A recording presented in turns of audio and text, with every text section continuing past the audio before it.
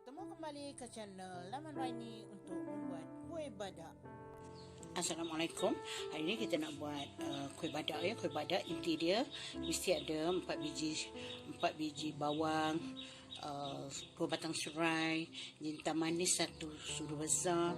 Ikan bilis itu sebagai pengganti udang 5 ekor ya. Dan ini sebab saya tak tahan dengan udang. Sebab udang kering saya tak tahan gatal.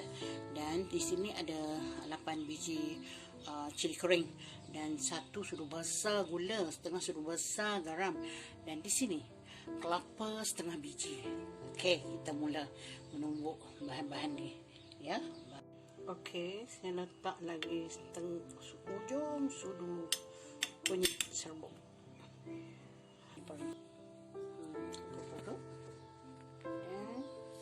Saya masukkan terus.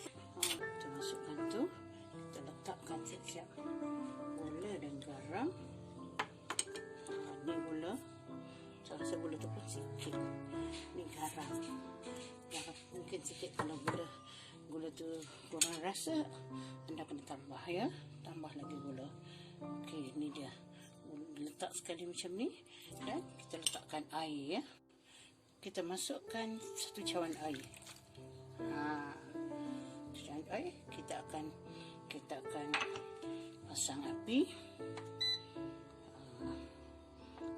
Kita masak dulu, kurangkan sikit, jangan 300.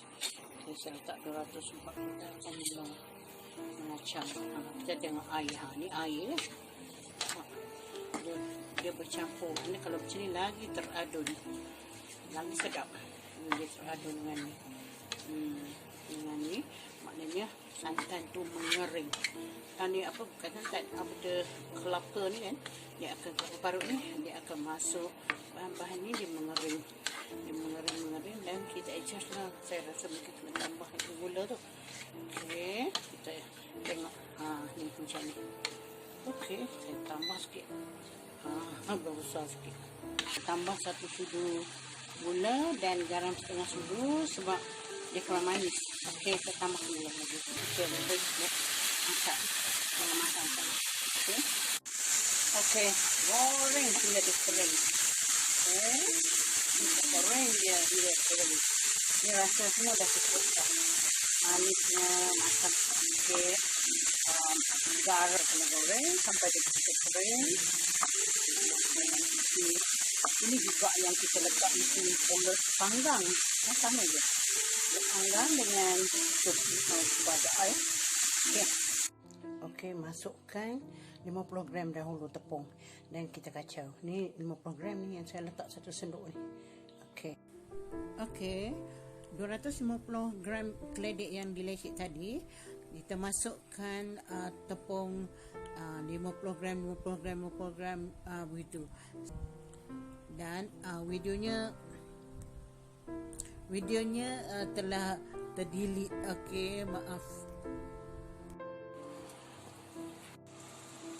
Okey, siap untuk digoreng. Ini deep fry ya.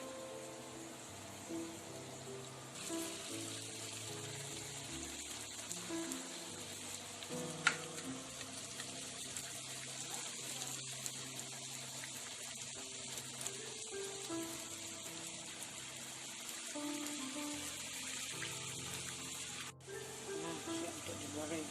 Ini saya goreng deep fry lah ni. Memang terlambat.